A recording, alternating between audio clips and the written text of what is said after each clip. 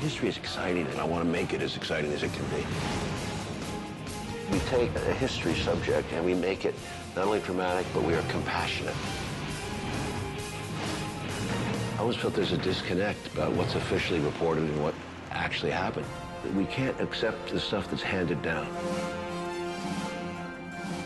This is the key to the whole series, is to find out how we got to where we are and who we are.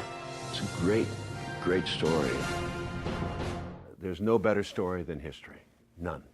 You can make up all the stories of contemporary, but when you do the Titanics or the movies that are about the great things that happen in history, it's always great to explore it.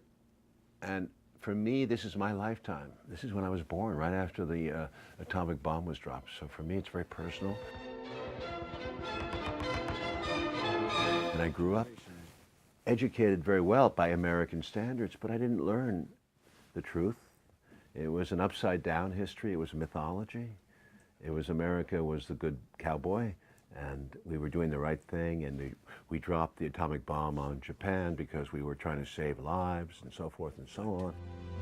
Napoleon once said that history is a pack of lies agreed upon. Well, I'm not sure I agree. I believe history does have a meaning, does have a purpose, and there is a pattern to be found. Do you think it is important to always know the truth? You mean to be willfully blind? Why not? Be a lot easier. Ignorance is bliss is the old cliche. You don't want to know too much. You back away from danger. We all do.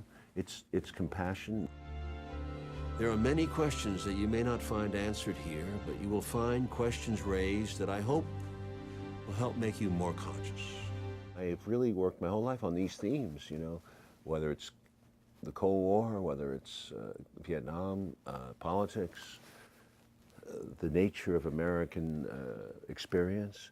And it's important to me because although I'm older now, but I've had experience, I just know more than I did when I was younger. I don't have some of the same instincts. I don't want to make sometimes a drama out of something I believe is rock solid truth. So you know, why dramatize it? It takes forever and difficult. I could not do untold history with a drama. Hello, Nevada! The book is kind of a harsh critic of President Obama's track record. I don't think so. We fault him for being the maintainer of empire as opposed to being the deconstructor of empire. I mean, it's not enough to be the first black president. That's a great honor. But for Christ's sake, man, be more like Martin Luther King. Say what you mean and stand up for it and take your hits. People will hate you for what you say. God knows. And you can't be scared of the Republicans. You backed Barack Obama in 2008. Yeah. Are you still supporting him? Yeah, I pre-voted. I pre-voted for Obama, yeah. I would say any progressive voter in any of the swing states has to vote for Obama, has to. Frankly, he inherited a mess. He inherited a very sick situation. And he was able to, by focusing as much as he could, to bring it back. And I don't know anybody could have done better, given the state of the economy and the world economy, too. Look what happened in Europe.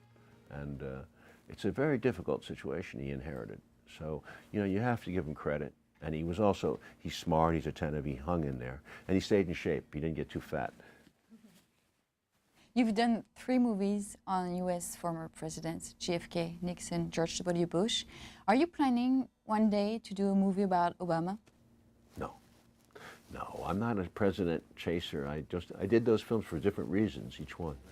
I thought they were important. They had impact, long-term impact. In the long run of history, whether Obama makes a difference, I don't know if he will. You know, I think Reagan is the only one I haven't done who really made a huge difference, because with him, the right wing came in for the next 30 years.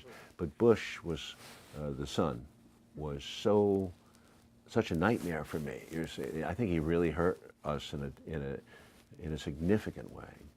And people don't even, my movie on it was very light, but it was about the beginning of this man and how he became. But I don't think Obama measures up to having, I mean, he hasn't changed the course of history.